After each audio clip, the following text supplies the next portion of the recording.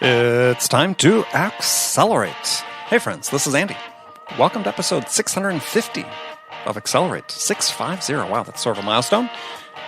Again, Accelerate, the sales podcast of record.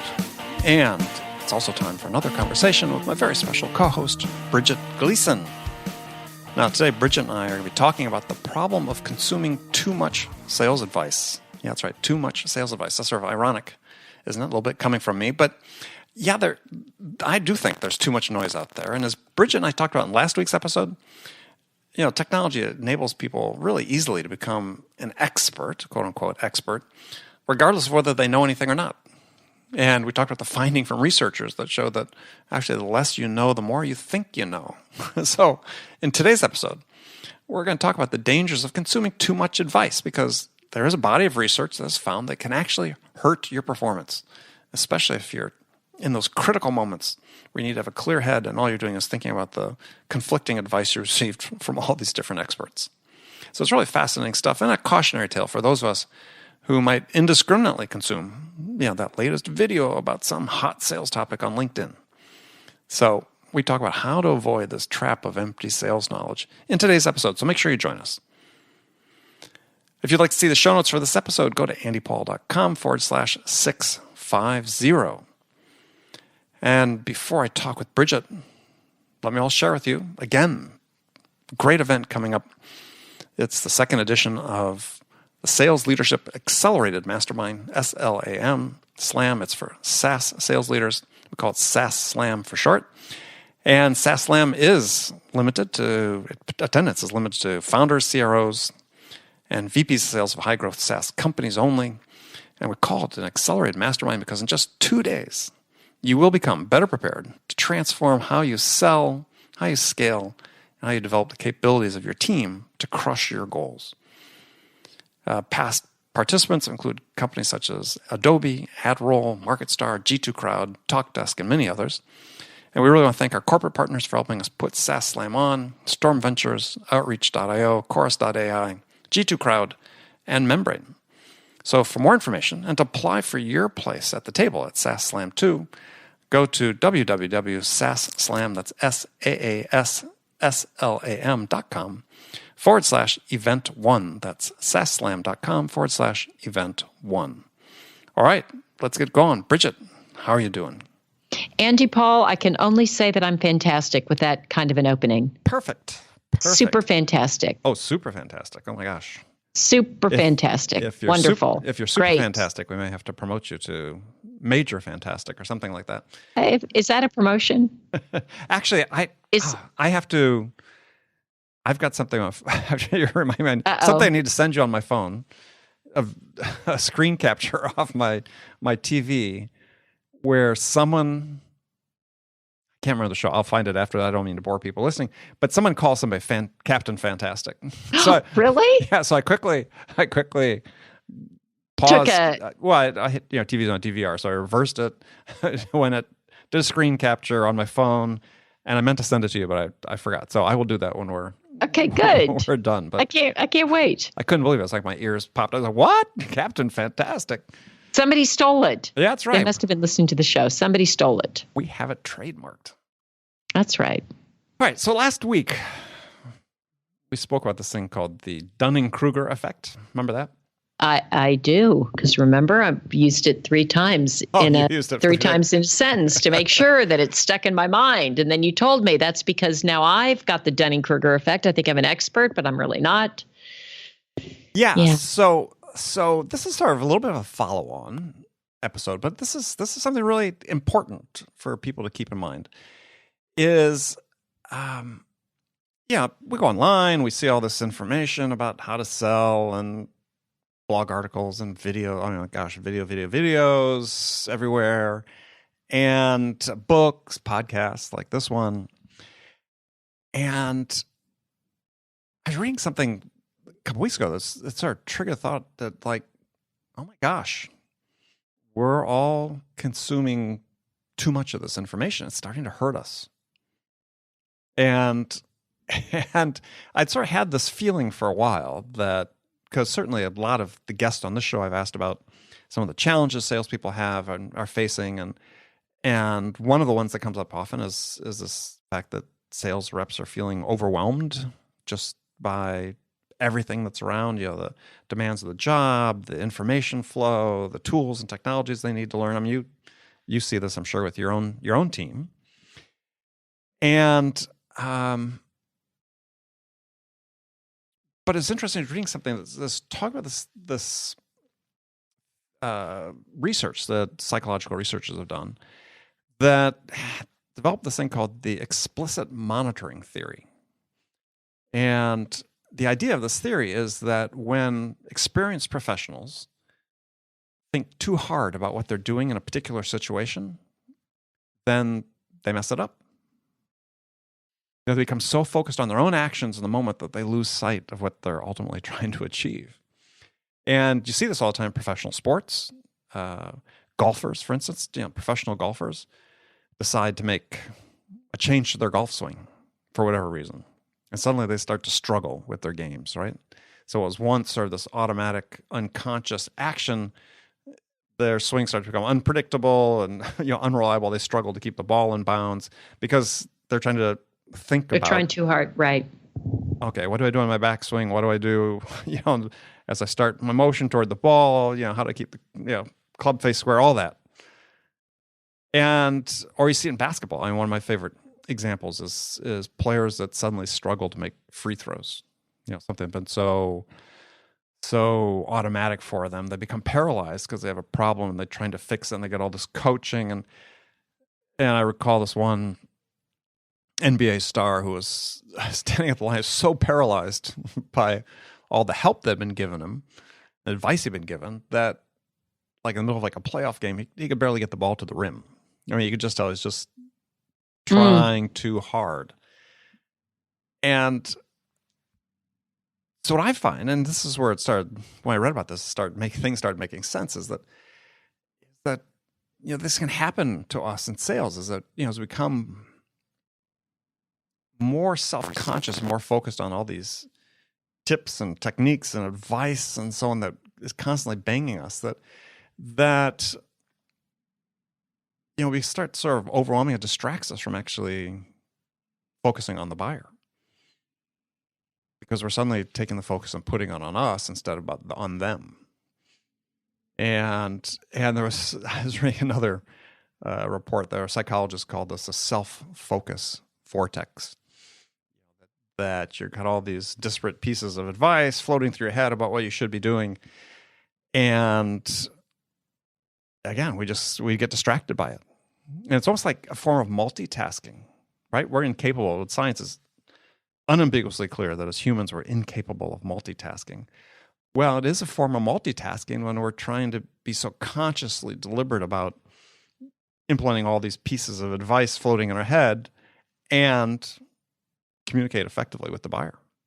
Yeah, it's a really good point. And I think it's so true. I had this conversation with one of my reps actually last week, and he's great at process. I mean, he knows the process and he's good at following it. He's thoughtful. But I think when he gets into the conversation and when he's on these discovery calls, he looks so inward, he loses any sort of fluency also. And it becomes so rigid. And I've tried to also encourage him to kind of relax around it. He knows it. And just listen to what they're saying. Remember what the intention is. You're just trying to see, is this a good fit? Have empathy for the customer. What are they trying to accomplish? Can we possibly help them with whatever their goals are? And if you know all the process, so just take a step back and let yourself relax into it. So it's interesting that you and I are having this conversation, because we had this conversation. I had it with actually a couple of reps last week. Interesting. Well, yeah, it came to the fore because, I've had people ask me about this, that staying focused, or they feel like they're trying to absorb so many new things into their individual process, their individual method, that they feel like they're not doing any of it right, and feel like they're messing up. And it is sort of hard. You look at how we train sales reps. So let's throw you all in a room for an hour or 2 hours, every quarter, and we're going to drop a bunch of new stuff on you and expect you to master it.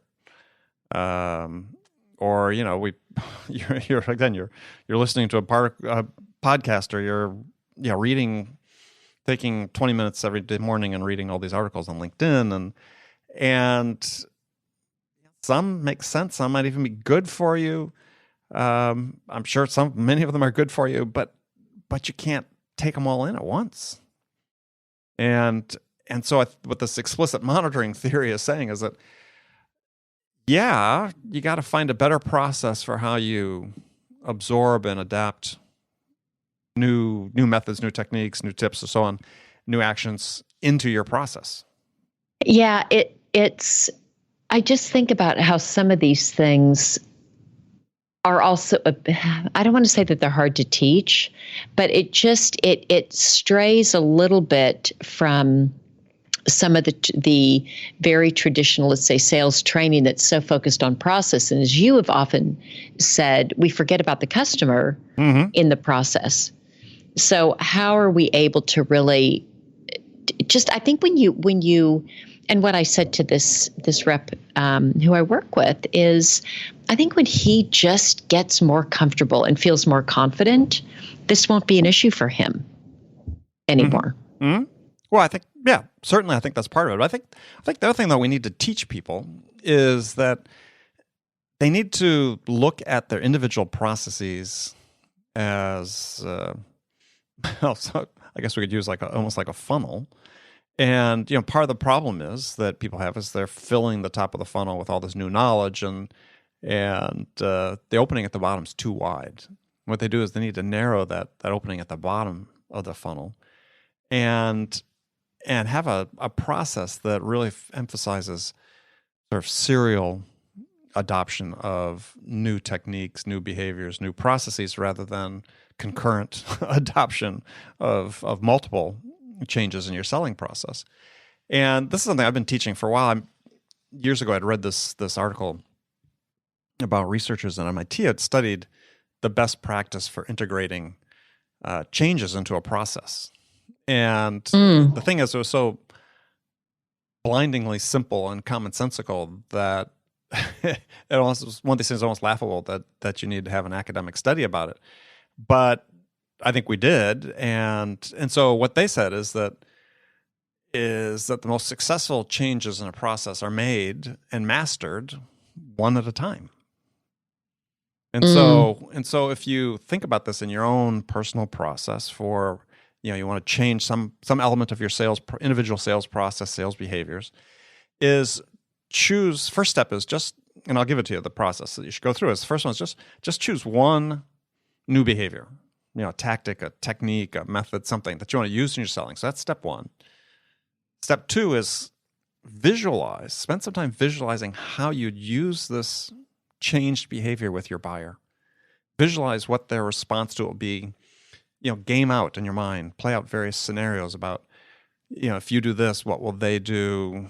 And maybe look at what the alternatives would be. But get a good visual sense of how you can use it.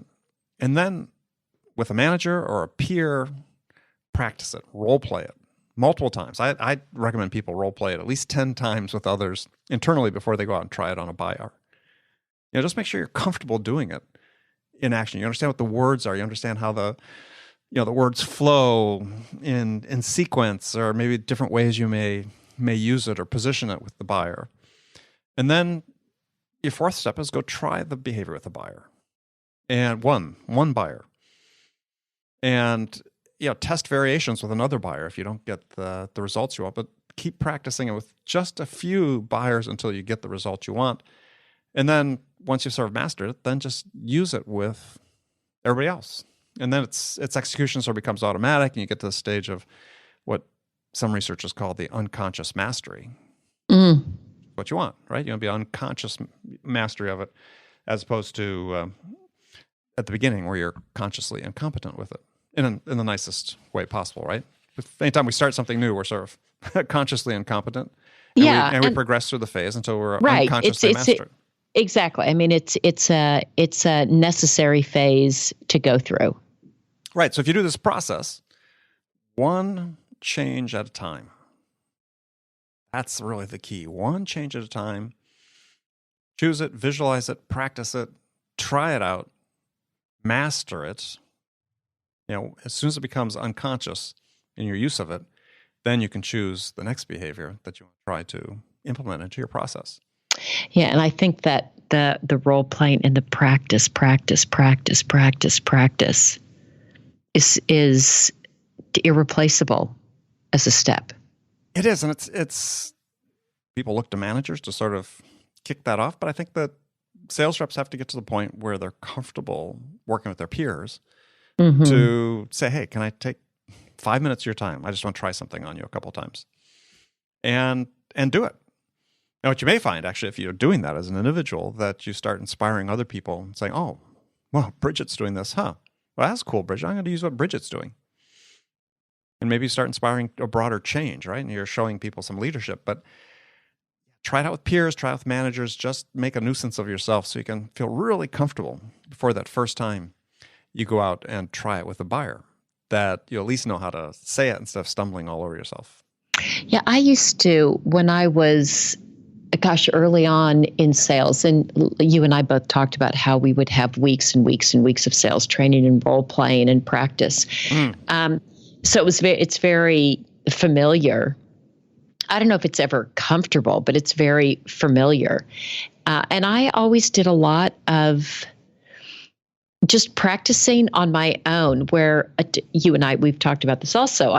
We both run. And in the mornings when I would run, if I would have a presentation or we're preparing for a call, I would practice and I would say the words out loud. I'd have to hear them. Yes. And so it wasn't just saying them in my mind. I would say them out loud. And because I run early in the morning, people aren't looking at me like, oh, here's the crazy person talking to herself. But I'm sure if I did it in the light of day, they would. But I would just talk out loud. Yeah. Come to New York. No one would think twice if you did it out loud. Well, that's true, because everybody's a little crazy. Yeah.